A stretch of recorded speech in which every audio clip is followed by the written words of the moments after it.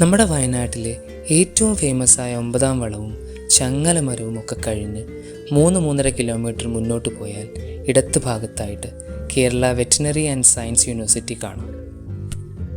നമ്മൾ ബസ് കയറുമ്പോൾ തന്നെ പൂക്കോട് അഥവാ Kerala veterinary and science department എന്ന് പറഞ്ഞു കഴിഞ്ഞാൽ തന്നെ അവർക്ക് മനസ്സിലാവും നമ്മുടെ ലൊക്കേഷൻ എങ്ങോട്ടേക്കാണ് എന്നുള്ളത്. ഈ യൂണിവേഴ്സിറ്റിയുടെ പിറകിൽ അതല്ലെങ്കിൽ ഉള്ളിലായിട്ടാണ് എന്നൂർ പൈതൃക ഗ്രാമം സ്ഥിതി ചെയ്യുന്നത്. നമുക്ക് വാഹനം പാർക്ക് ചെയ്യാനായിട്ട് ഉള്ളിൽ സ്പേസ് ഉണ്ട്, പക്ഷേ അത് ഫുള്ളാണെങ്കിൽ നിങ്ങൾക്ക് പുറത്ത് വാഹനം പാർക്ക് ചെയ്യാം, അതായത് റോഡ് സൈഡിലായിട്ട്. ഈ പോയിന്റിൽ നിന്നും എന്നൂർ പൈതൃക ഗ്രാമത്തിലേക്ക് ഏകദേശം 2 കിലോമീറ്റർ വരും. അത് നിങ്ങൾക്കൊന്നുകിൽ നടന്നു പോകാം, അതല്ലെങ്കിൽ ജീപ്പ് സർവീസും ഉണ്ട്.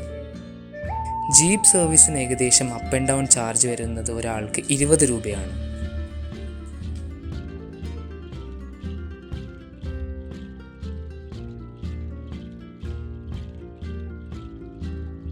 ഇതാണ് എന്നൂർ പൈതൃക ഗ്രാമത്തിൻ്റെ മെയിൻ എൻട്രൻസ്. ഒരാൾക്ക് ടിക്കറ്റ് ചാർജ് വരുന്നത് 50 രൂപയാണ്. അപ്പോൾ നമുക്ക് 1 by 1 ആയിട്ട് ഓരോ സ്ഥലങ്ങൾ കാണാം.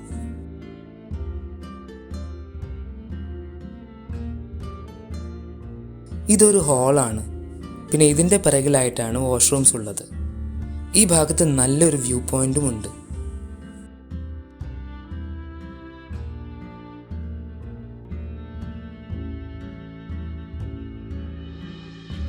ഇവിടെ മെയിനായിട്ട് 3 കാര്യങ്ങളാണ് ഉള്ളത്.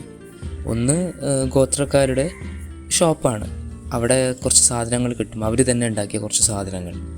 പിന്നെ ഒരു ഓഡിറ്റോറിയം ഉണ്ട്, ഓപ്പൺ എയർ ഓഡിറ്റോറിയം. പിന്നെ ഗതിക എന്ന് പേരുള്ളൊരു റെസ്റ്റോറൻറ്റും ഉണ്ട്. ആദ്യമായിട്ട് നമ്മൾ നോക്കാൻ പോകുന്നത് കുറച്ച് ഷോപ്സാണ്.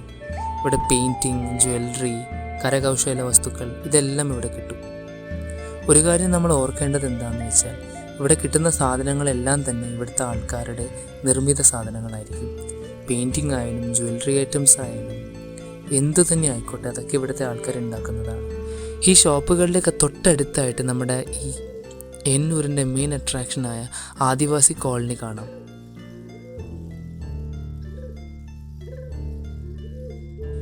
ഇതാണ് ഇവിടുത്തെ ഫുഡ് കോർട്ട്. ഇതിൻ്റെ പേരാണ് ഗതിക. ഈ ഗദ്ദിക റെസ്റ്റോറൻറ്റ് കൂടാതെ വേറൊരു ചെറിയ ചായപ്പീടിക കൂടിയുണ്ട് ഇവിടെ. അവിടെ ചെറിയ ചെറിയ കടികളും ചായയും കാപ്പിയും എല്ലാം കിട്ടും.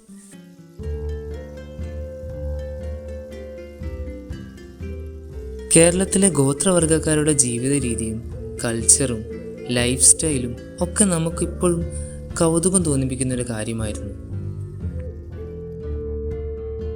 അപ്പോൾ ഇതൊക്കെ കാണാനും എക്സ്പീരിയൻസ് ചെയ്യാനും വേണ്ടിയിട്ടാണ് സർക്കാർ ഈ പദ്ധതി കൊണ്ടുവന്നത്. ഈ കാണുന്ന 5-6 പുൽവീടുകളില്ലേ, ഇത് പണ്ട് കാലത്ത് ഗോത്രവർഗ്ഗക്കാർ താമസിച്ചിരുന്ന കുടിലുകളുടെ ഒരു പുനരാവിഷ്കാരമാണ്. എന്തു ഭംഗിയാണല്ലേ ഈ വൈക്കോൽ കൊണ്ട് മേഞ്ഞ വീടും ഉള്ളിൽ പനമ്പ് കൊണ്ടുള്ള ഇന്നർ റൂഫിങ്ങും ഒക്കെ ചെയ്ത്.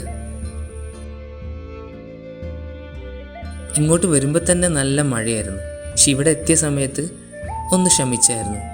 ഇപ്പതാ വീണ്ടും എന്താ ഒരു ഭംഗി! ആ കോട നിറഞ്ഞ മലനിരകളും അതിൻ്റെ അടിയിലായിട്ട് അല്ലെങ്കിൽ അതിൻ്റെ താഴ്വാരത്തായിട്ട് ഈ കാണുന്ന ഈ പുൽവീടുകളും.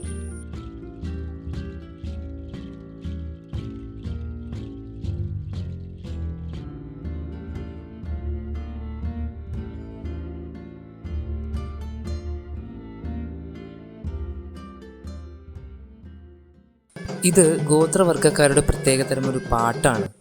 പാട്ടോ അല്ലെങ്കിൽ ആചാരമോ അങ്ങനെയൊക്കെ നമുക്കിതിനെ പറയാം.